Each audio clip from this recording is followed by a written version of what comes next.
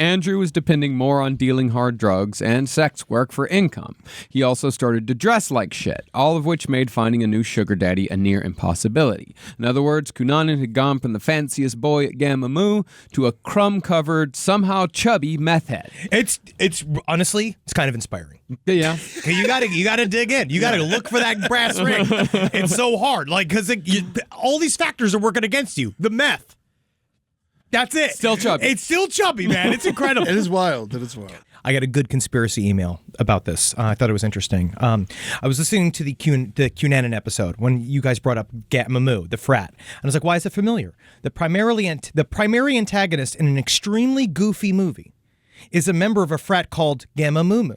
And the movie is set in the 90s, which means that Bradley Uppercrust III is canonically a closeted, wealthy gay man.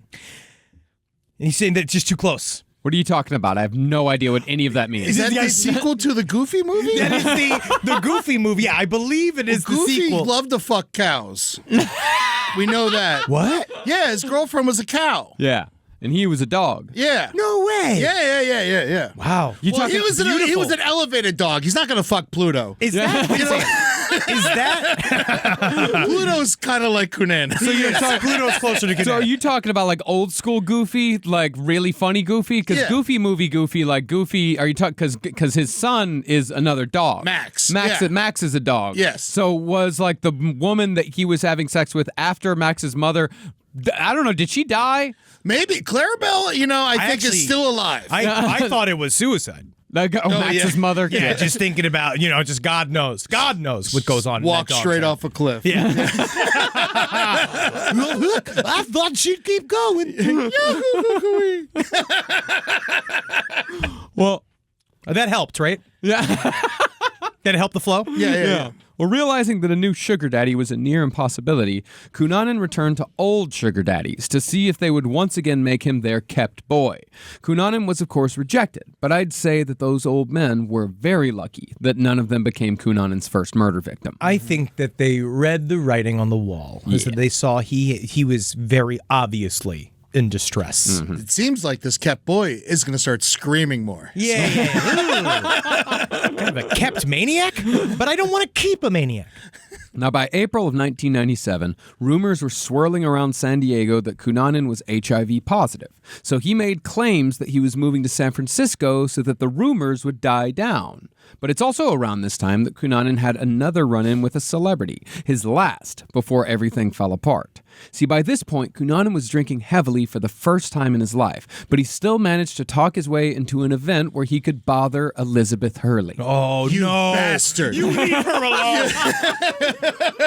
She is still beautiful at 59. Elizabeth Hurley is one of the most beautiful women who's ever walked the earth. That's true. Yeah. Now, again, Cunanan claimed to adore Elizabeth Hurley. Sure. He said, what a vamp. But instead of humoring Andrew like Lisa Kudrow did for a time... That's because she's an entertainer more than an actor. Mm-hmm. Hurley just ignored him. Yeah, looked right over his head. Yeah, as you should. Yeah. Yep. Again, Cunanan flew into a rage.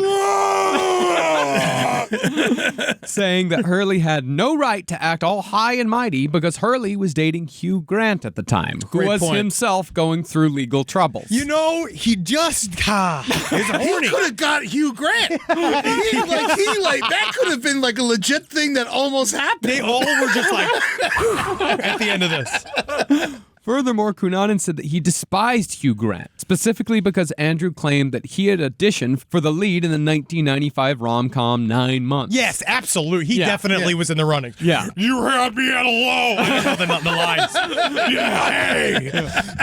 And Hugh Grant had unfairly been given the part over Cunanan. I get it, man. Jim Carrey was Dr. Robotnik. Yeah. It should have been me. They didn't even call me. Yeah, no. I was supposed to be in a movie and Fisher Stevens got the part. I hate him. Really? Yeah. Fisher Stevens beat you out? Beat me out. Yeah, it's happened. It's a Tom Cruise movie. Oh, my God. Oh, shit. Jesus, no. What was the movie? The one with him and Cameron Diaz. I don't remember the name of it. Oh, I don't know It was either. supposed to be a computer hacker. Oh, okay. Yeah, and it You were fucking- supposed to be a computer hacker? I did it with my knuckles. I was so good. Look at your fingers. You can barely use the phone. Oh my God, he's dented the can. Well, what's interesting here is that a bit of a flip happened when it came to Cunanan's attitude towards celebrities. Whereas before he would sing the praises of celebrities like Gianni Versace, he was now saying that he hated Versace and his pretentious, pompous, ostentatious design. I hate your flip-flops. Can you imagine screaming that in real rage at someone? I hate your flip-flops. How dare you? Got little lions on them. I hate them. Well, subsequently, Andrew Cunanan began making an enemies list like he was fucking Richard Nixon. Except it wasn't necessarily an enemies list. It was a hate list. These are people that I hate. This is my bad no-no list that I might kill people from. Yeah, never make the list. No. No, keep it in your head. Yeah, right up here. Yeah, and because if really they're that important, you don't need a list. Yeah. You're not going to forget. Yeah, if you're worried about forgetting who you need to kill, you really should think about making a list. If I could just get organized. Glad I called that guy. Well, amongst those names was, of course, Gianni Versace. Now, Cunanan took a brief sojourn to Los Angeles in early 1997, where he hung out on the corner of Santa Monica Boulevard and La Brea Avenue dressed as a woman. The donut time. Yeah, that's That's Tangerine. That's where donut time is? That's what, and now it's the Trejo's Donuts. Yes. But which great churro iced coffee, by the way. Sure. It is But good. but yeah, no, that's the donut time. I used to work right around there, and I'd walk, and I'd get yelled at and shit. It was fucking fun. What do you get yelled at for? Hey, boy, you like me? You know, kind of a deal. Oh, yeah. No, you got No, that was pitched a to. famous. Like you have to be good. You have to get good to get that spot. That's real life. That's a real good corner. You have Wow. to get that spot. Wow, that's Yeah, interesting. The famous donut time. He was there. It's unbelievable. He probably knew some of the people in the movie. Yeah. Well, at that location, Andrew claimed that he was picked up by a dozen men, including several famous actors, although Cunanan was never more specific about their identities, other than to say that one of them was, quote, that old guy who plays the grandpa on that TV show. I believe this, by the way. The Sure. studios are right there. Yeah. They're right. They're like a walking distance. Yeah. You know, so he could have been picked up multiple times. He doesn't know everyone who's famous. No, You he know, he doesn't. just knows the big guys. You know, he knows Tom Cruise and Nicole Kidman. Who is the old guy that plays the grandpa on that TV show? Could have been Mr. Belvedere. Whoa, no, he's the butler. He's the butler. He's No, the no, butler.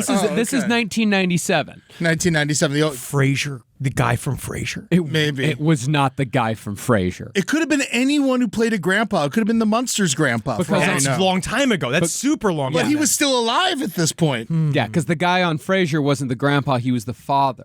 the guy from Beverly Hills, Beverly Hillbillies. Guy. That's he would have been fucking decrepit by that point. He wasn't going to And the that was more of a studios. grandma. Yeah. Yeah, It was more of a yeah. grandma show. Yeah. Jed Clampett was more of a patriarch. But what if the grandma was dressed as a dude? Oh, fuck yeah, man. Man, cool. All right, now it's swapsies. ACDC or whatever that's called. But after his LA adventure, Andrew Cunanan decided that it was time to leave California altogether. I'm done with it. It's not done with me yet. You'll see. But I'm done with it. His plan was to move to Minnesota to be close to Jeff Trail and David Madsen. And they were so excited about it. Oh, neither one of them wanted him there. But Obviously. neither could bear to say that to Andrew's face. Well, you know what it was? I truly believe I've been in this situation before. You don't understand that you've let a psychopath into your life, and then all of a sudden, oh no. And now this person knows a lot about you, and they're there inside of your life, and they don't know what to do with you because they're probably pretty concerned that if I push too hard on this person, he might do something crazy, like kill me. Yep. Now, in the months leading up to the murder spree, Cunanan began getting more aggressive and manic, although it was somewhat playful, if highly inappropriate at first. One friend said that one night at the bar, Cunanan kept picking him up and putting him down. All night, up and down, for seemingly no reason, and just maniacally just laughing. Well, it was... He was just being weird. He was being really weird and truly like it's he was hurting people. Yes. He should have learned some jokes. I say this every you don't day. have to do that. You don't have to pick people up and laugh and like be a freak. You know, you could just tell some jokes and everyone's happy. But his jokes are just going to be they're going to make you just as uncomfortable. Do you know what it's like to watch a man's asshole get spread apart by a bunch of hooks? What is it like? Nice. Sorry, you were looking for a punchline?